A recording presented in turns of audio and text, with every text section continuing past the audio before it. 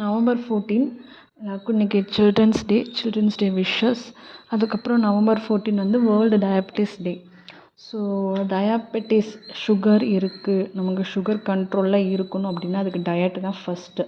என்ன தான் மெடிக்கேஷன்ஸ் எடுத்தாலும் என்ன பண்ணாலும் உணவு முறைகள் வந்து கரெக்டாக இல்லை அப்படின்னா சுகரை வந்து கண்ட்ரோல் பண்ண முடியாது. ஒரு 10% ஆஃப் பீப்புள், அதாவது ஒரு 10% பீப்புள் மட்டும்தான் வந்துட்டு டயட் ஃபாலோ பண்ணுறாங்க அந்த சுகருக்கானது.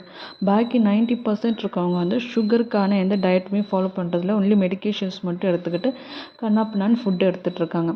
அதுலேயும் வந்துட்டு ஒரு 30% ஆஃப் பீப்புளுக்கு மட்டும்தான் இந்த சுகரோட காம்ப்ளிகேஷன் சொல்கிற மாதிரி இந்த கண் பாதிப்பு, அப்புறம் கிட்னியில் பாதிக்கிறது, அது வந்து ஒரு 30%க்கு தான் இல்லை. பாக்கி ஒரு 70% சுகர் பேஷண்ட் இருக்காங்கன்னா ஒரு 10 இயர்ஸோ 15 இயர்ஸோ மெடிக்கேஷன்ஸ் எடுத்துகிட்ருக்காங்கன்னா அவங்களுக்கு கண்டிப்பாக ஒரு 10 to 15 இயர்ஸில் அந்த பாதிப்பு வந்துடுது. ஸோ அவங்களுக்கு அது வராமல் இருக்கணும் அப்படின்னா டயட்டு தான் ஃபஸ்ட்டு. ஸோ காலையில் வந்து என்ன எடுத்துக்கலாம் அப்படின்னா ஒரு முட்டை, இல்லை முளைக்கட்டின பயிர் வகைகள், இல்லை வந்து காய்கறி துண்டுகள், இல்லை சுண்டல், இல்லைன்னா நிலக்கடலை, பாதாம் அந்த மாதிரி எடுத்துக்கலாம். இல்லை இட்லி தோசை தான் சாப்பிடணும் அப்படின்னா அந்த கார்போஹைட்ரேட்டுன்னு சொல்லக்கூடிய வெள்ளை அரிசிகள் அது இல்லாமல் இந்த கவுனி அரிசி, சம்பா அரிசி, சீரக சம்பா அரிசி அதில் வந்து ஒரு இட்லி மாதிரி செஞ்சு சாப்பிட்றது, தோசை சாப்பிட்றது அந்தமாரி சாப்பிடலாம். இல்லை காய்கறிகளான வச்ச சூப் அந்தமாரி சாப்பிட்லாம். இல்லை இந்த ஸ்மூத்தின்னு சொல்கிற இந்த பழச்சாறுகள், காய்கறிகளை வச்சு நம்ம ஒரு ஜூஸ் மாரி அடித்து குடிக்கலாம். பட் சுகர் அது அதிகமாகும், எந்த இதுக்கு அது பெட்டர்.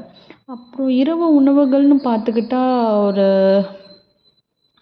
என்ன சொல்கிறது, கோதுமை, அது இட்லி, தோசை, சப்பாத்தி அந்த உணவுகளை தவிர்த்துட்டு கோதுமை ரவை அதுமாரி செஞ்சு சாப்பிட்லாம்.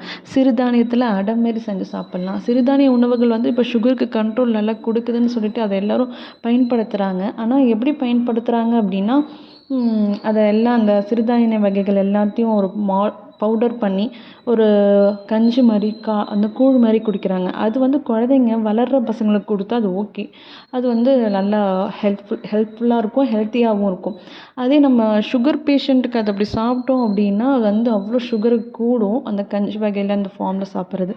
அதுவே நம்ம ஒரு அடை மாதிரி இல்லை அந்த மூலிகைகளே கொஞ்சம் அப்படியே அதோட ஃபார்மில் நம்ம குக் பண்ணி சாப்பிடும்போது அந்தளவுக்கு சுகர் ஏறாது, அதே சமயத்தில் வந்து கண்ட்ரோல்லையும் இருக்கும். ஸோ இந்தமாரி சாப்பிடலாம்.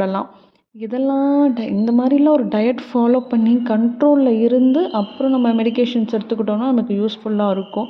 ஸோ டயாபெட்டிஸ் மெல்லிட்டஸ்க்கு எப்போவுமே வந்துட்டு என்ன அப்படி முதல் இம்பார்ட்டன்ஸ் என்ன கொடுக்கணுன்னா டயட்டு தான். டயட்டு கரெக்டாக ஃபாலோ பண்ணி morning 1 hour, evening 1 hour exercise.